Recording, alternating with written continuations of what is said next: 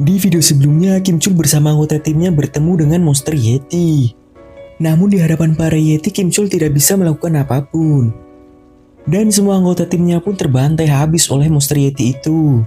Ditambah lagi dengan kedatangan para Hyaki. Para Hyaki itu pun ikut membantai anggota Kim Chul yang sudah sekarat oleh monster Yeti. Kim Chul yang telah berhasil kabur dari serangan Yeti dan para Hyaki, kini terlihat berjalan masuk ke dalam hutan. Selama berjalan di dalam hutan, Kim Chul berpikir, kenapa dari tadi dirinya belum melihat satupun monster beruang es yang muncul di sana. Namun di tengah perjalanan, ia terkejut saat melihat para monster ice bear yang sudah terbantai habis. Dan ia mengira bahwa yang membunuh para ice bear itu adalah Hyaki. Mengira Hyaki ada di sekitar situ, Kim Chul pun segera lari untuk menjauh. Setelah dirinya berlari-lari di dalam hutan, Kim Chul melihat para anggota Sung Ji Woo yang sedang duduk-duduk santuy di sana. Kim Chul yang melihat hal itu pun bertanya-tanya dalam hati. Kok bisa? Mereka cuma hunter rendahan. Kenapa mereka masih hidup? Pakaian hangat, selimut, tenda, dan segala macamnya. Ada makanan lagi. Jika tanganku tidak membeku, tidak. Jika aku kenyang, aku bisa mengalahkan Hyaki dengan mudah. Dan mereka punya semua ini. Malah menyimpannya untuk mereka sendiri. Dengan tatapan penuh amarah, Kim Chul berteriak, "Kalian ini, dasar brengsek!" Han Song Hee dan para hunter lainnya pun terkejut melihat Kim Chul yang tiba-tiba muncul di sana seorang diri. Kim Chul pun berkata di hadapan mereka, "Aku nyaris mati karena kekurangan makanan dan peralatan. Tapi kenapa kalian masih punya semua persediaan ini?" Salah satu hunter di sana mencoba untuk menjawab pertanyaan dari Kim Chul. "Itu karena apa? Hah? Kamu sekarang bisu ya?" Balas Kim Chul kembali. "Aku tahu di antara kalian ada pelakunya. Siapa yang menyembunyikan semua ini? Aku tidak akan marah jika di antara kalian ada yang mengaku. Aku ini sedang membicarakan pelaku yang menyembunyikan semua itu dan membiarkan teman-temannya mati." Han Song Hee dan para hunter di sana pun mulai ketakutan dengan tingkah laku Kim Chul. "Aku hitung sampai 3. Jika kalian tidak ada yang mengaku, aku anggap kalian semua pelakunya." Kim Chul pun mulai menghitung sembari mengeluarkan pedangnya. 1, 2, 3, 4. Dan teplak makradak. Tiba-tiba Sung Ji Woo muncul di sana dan memukul kepala Kim Chul dari belakang sampai ia terlempar jauh. Lalu Sung Ji Woo pun berkata, "Memang siapa yang membiarkan teman-temannya mati? Kamu aja datang-datang udah jadi beban kan?" Para hunter di sana hanya bisa melongo melihat apa yang dilakukan Sung Ji Woo kepada Kim Chul. Setelah melumpuhkan Kim Chul, tiba-tiba Sung Ji Woo merasakan energi yang sangat luar biasa dan berkata, "Bagaimana kalau tunjukkan diri kalian? Energi kalian kan sangat kuat. Ngapain bersembunyi seperti itu?" Melihat sosok Hyaki yang muncul, Nona Hijin berkata, Itu kan..." Jinwo pun berkata, "Itu bosnya. Energi yang sangat mengerikan." Lalu di sana muncul pasukan Hyaki beserta bosnya. Lalu bos Hyaki itu berkata, "Memang cuma ada satu orang hebat di antara para sampah ini." "Apa? Kamu menyebut kami sampah?" balas Sung Ji Woo. Bos Hyaki itu pun terlihat kebingungan dan bertanya kepada Jinwo, "Kamu bisa berbicara bahasa kami?" Para hunter di sana pun terkejut. Begitu juga dengan Jinwo yang terkejut dengan dirinya sendiri yang bisa mengetahui bahasa monster itu. Lalu Jinwo berpikir, jangan-jangan ini efek dari sistem. Bos Hyaki itu pun memuji Jinwo karena bisa memahami bahasa mereka. Dan bos itu pun memperkenalkan salah satu anak buahnya yang cukup kuat kepada Sung Ji Woo. Ternyata ia adalah salah satu S-Self yang menyerang para hunter pada saat pertama mereka masuk ke dalam dungeon tersebut. S-Self itu pun tersenyum dengan lebar, seolah seperti sedang meremehkan Sung Ji Woo. Dan tiba-tiba, bakling. Tanpa basa-basi, Sung Ji Woo langsung memenggal kepala S-Self itu dan berkata, "Apa ada yang ingin kau katakan lagi?" Melihat apa yang terjadi begitu cepat, bos Hyaki itu terdiam sejenak dan nyengir sembari berkata, "Ternyata kau memang orang yang menarik." Dan ding! Sung Ji Woo dengan cepat menyerang bos Hyaki itu. Namun serangannya berhasil ditangkis dengan mudah. Jinwo pun berkata dalam hati, Ternyata dia tidak mau menyerahkan hidupnya dengan mudah. Lalu bos Yage itu berkata kepada Jinwo bahwa dirinya punya penawaran dan itu tidak akan merugikan Jinwo. Akan tetapi sebelum menyatakan penawarannya, bos Yage itu berkata kepada Jinwo, "Meski kau bukan manusia, tapi kenapa kau berada di sisi manusia?" Jinwo pun terlihat bingung dengan pertanyaan dari bos Hyaki itu. Melihat Sung Jiwo yang kebingungan, bos Hyaki itu menjelaskan bahwa di kepalanya selalu ada suara yang menyuruhnya untuk membunuh para manusia. Tapi saat berhadapan dengan Sung Jiwo, ia tidak mendengarkan suara itu. Mendengar penjelasan dari bos Hyaki tersebut, Jinwo pun berkata dalam hati, "Suara yang menyuruh mereka membunuh manusia, apa itu sama dengan perintah sistem? Kalau itu tidak berlaku bagiku, itu pasti karena aku sudah menjadi player yang berasal dari sistem." Lalu bos Hyaki itu berkata kepada Jinwo bahwa tidak perlu bagi kita untuk bertarung, karena ia juga tidak ingin ada korban yang cuma berakhir dengan sia-sia. Lalu bos Hyaki itu meminta Jinwo untuk menyerahkan teman-temannya. Maka dari itu, ia akan mengampuni Jinwo. Setelah mendengar penjelasan dari Hyaki yang panjang lebar, Sung Jiwo malah balik bertanya, "Siapa sebenarnya kalian? Dari mana asal kalian? Dan kenapa kalian mencoba membunuh manusia?" Namun di saat bos Hyaki itu akan menjawab pertanyaan Jinwo, tiba-tiba terjadi sesuatu pada dirinya. Bos Hyaki itu terlihat seperti sebuah sistem yang sedang error. Dan dengan anehnya, bos itu bukannya melanjutkan jawabannya tadi, malah mengulangi perkataan yang sebelumnya. "Tidak perlu bagi kita untuk bertarung. Dan kami pun juga tidak mau ada korban yang cuma berakhir sia-sia. Serahkan manusia yang ada di belakangmu, dan aku akan mengampuni hidupmu." Jinwo yang melihat keanehan yang terjadi pada bos Hyaki itu berkata dalam hati, "Apa barusan itu? Apa dia mengabaikan pertanyaanku? Atau..." Lalu bos Hyaki itu bertanya lagi kepada Jinwo, "Bagaimana? Apa kau setuju dengan penawaran kami?" "Aku menolak," balas Sung Jiwo. Mendengar Sung Jiwo yang menolak tawarannya, bos Hyaki itu berkata, "Apa kau berencana untuk bertarung denganku dan pasukanku? Apa kau pikir bisa bertahan melawan jumlah kami sendirian?" Lalu Jinwo menjawab, "Jumlah? Apa maksudmu jumlah?" Dan wush, di saat yang bersamaan, Jinwo mengeluarkan semua pasukan bayangannya.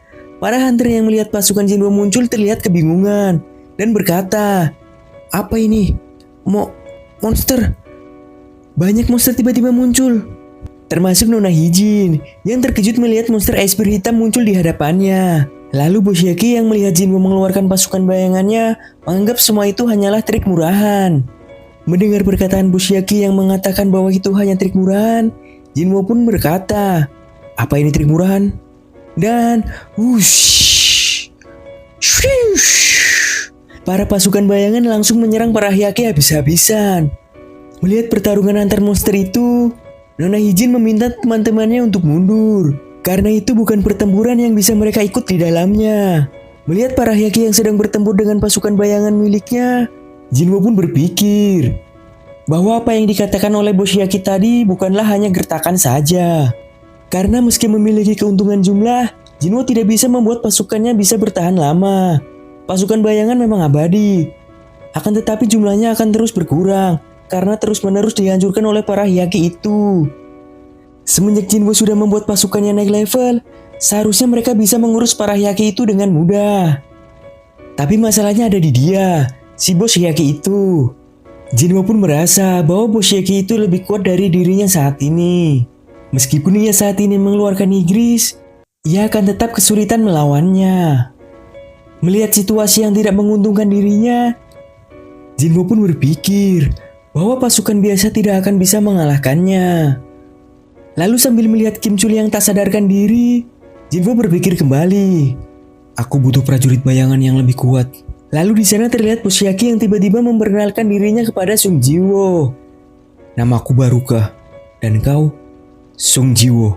Wush, Jinwo bergerak cepat ke arah Baruka, sembari melemparkan pedang ke arah Kim Chul menggunakan kakinya. Lalu Jinwo melompat dan melancarkan serangannya dari atas. Namun dengan mudah Baruka berhasil menghindarinya. Melihat pedang Jinwo berada di dekat kakinya, Baruka berusaha menahan pedang Jinwo dengan kakinya. Tapi Jinwo dengan cepat mengembalikan pedangnya itu ke inventory. Lalu Jinwo menghunuskan pedang yang ada di tangan sebelahnya ke arah Baruka. Lagi-lagi, dengan mudah Baruka berhasil menangkis serangan Jinwo.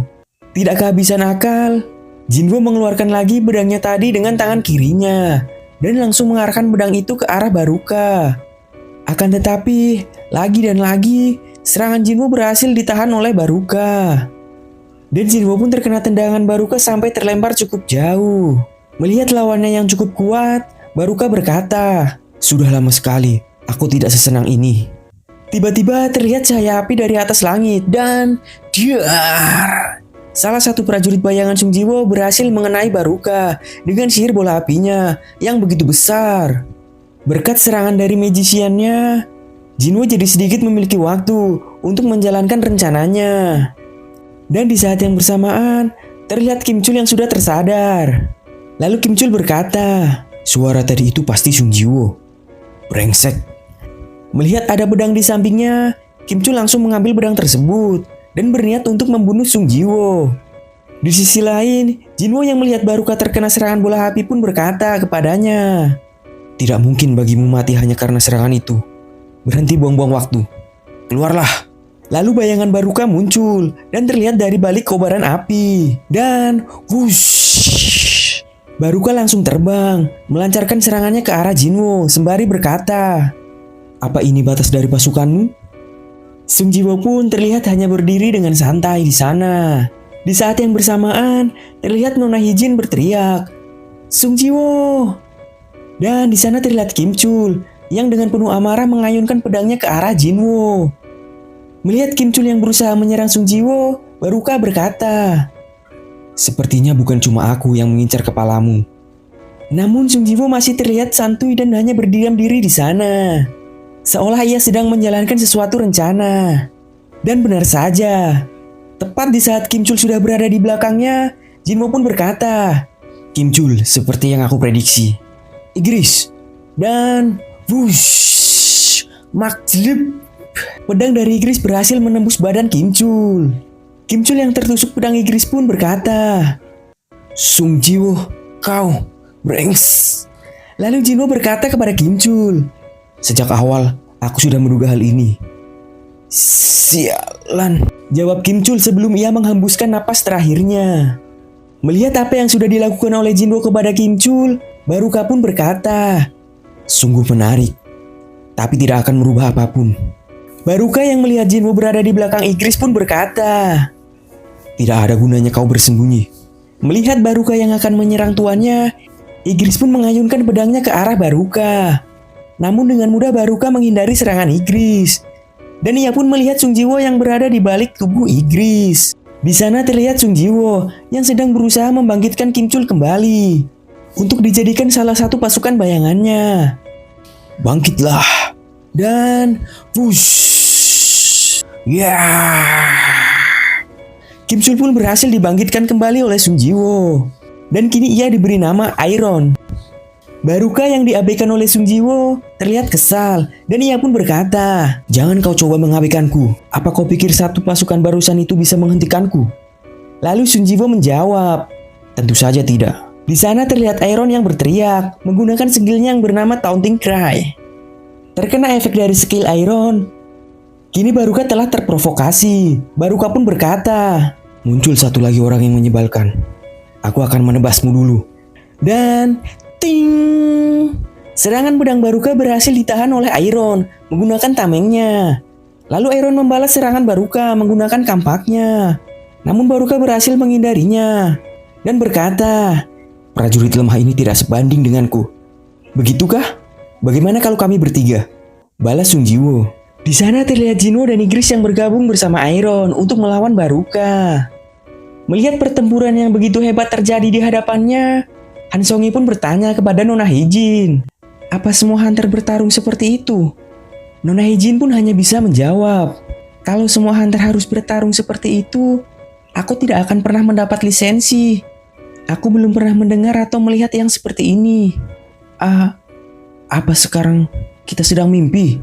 ucap salah satu hunter yang ada di sana. Di sana terlihat Igris melompat dan menghunuskan pedangnya ke arah Baruka.